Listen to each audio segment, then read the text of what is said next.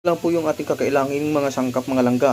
Mayroon tayong siling dahon, mayroon tayong pitsay na Chinese ba itong pitsay na to, mayroon tayong mga granules, at mayroon tayong patis, sili, kamatis, at nor cubes, sinigang mix, bawang, luya at saka sibuyas.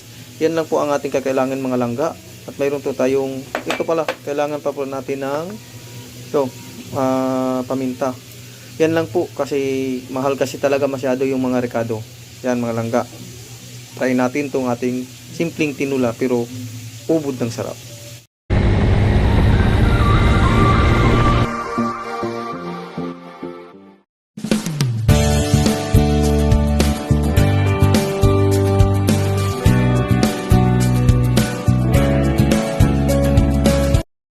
Mga langga, ngayon ay iluluto tayo ng tinulang manok na simpleng recipe. Kasi mahal po yung ating ihahalong mga sangkap. Kaya ito lang po ang ating gagawin. Iprito muna natin siya, yung natin, yung manok natin, para mawala po yung lansa. Yan po yung ating unang gagawin.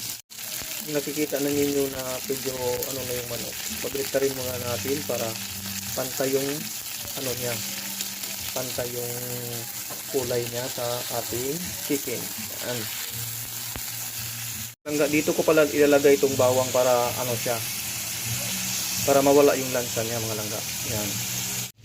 Sa pagkakataong ito, pwede na natin itong kunin itong ating manok. Pwede na ito, half cook lang kasi kailangan pa natin itong sit aside na po natin, mga langga. Natin ang prito sa kabilang kaldero, mga langga. Kailangan natin magpakulo ng tubig.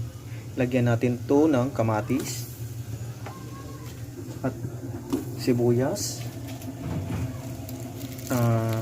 luya, at itong ating ito yung ating pamintang buo, tsaka itong dalawang siling labuyo para paanghang yan. Yan po, pagkulo yun ulit ay lalagay na po natin yung pinirito nating manok kanina. Ito mga langga, ilalagay na natin yung ating piniritong manok. Yan.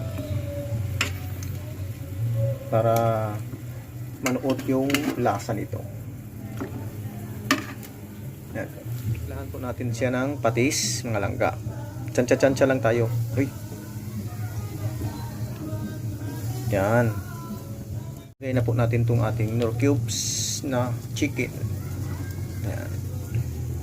Lagyan natin siya ng kunting asin kasi maalat na po yung patis. Kunti lang. Saka lagyan natin ng granules. Yan. Kunti lang din at tsantsahin na natin yung timpla. At dahil gusto ko ng maasim, ilagyan ko siya ng sinigang mix. Kahit hindi na siya marami, yan. Kunti lang. Basta may asim siya. Lang mga. At yan, haantayin na lang natin kumulo siya at maluluto ang langga.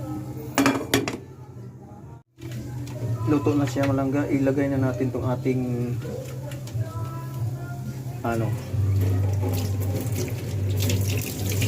ilagay na natin tong ating dahon ng pitsay Chinese. Yan mga langga, ilagay na natin yung ating Chinese pitsay. Masarap yan. Yan po yung ating tinulang manok. Mamaya ihalo ko rin yung siling dahon. Paanuhin natin yung kasi medyo matigas yan. At ito na po yung ating last na ilalagay, ang dahon ng sili, mga lodi. Yan. Yan, kunting na lang. Pwede na natin tong i-serve. Kainin na ng mainit para masarap. Yan po mga lodi, ang ating tinulang manok na simpleng recipe. Ito atin na siyang hahanguin, mga lodi. Yan.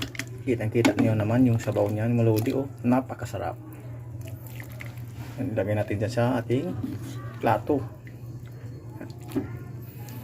Lagyan natin siya ng gulay at yung sili. Yan yung ating tinulang manok recipe. Na simple lang pero masarap. Wala siyang masyadong mga sangkap. Kasi mahal ang ating sangkap ngayon. Yan. Yan po mga lodi. Mga langga, yan na po yung ating tinulang manok. Yan. Ang sarap. Ito na po yung ating tikimang tayo mo. Mayroon tayong itong sasawa natin ay patis. Saka may sili na maraming sili. Ito yung sabaw natin. Napakasarap. Yan o. At sa ito yung perfect bite niyan. Yung dahon ng sili, sausaw natin dito. Lagyan natin ng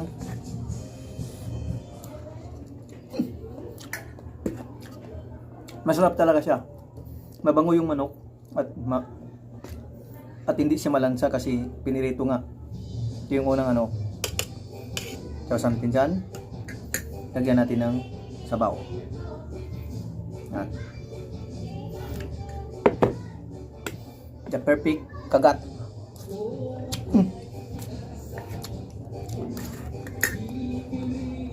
Sarap. So ito yung ano, Chinese pichay. Ngog.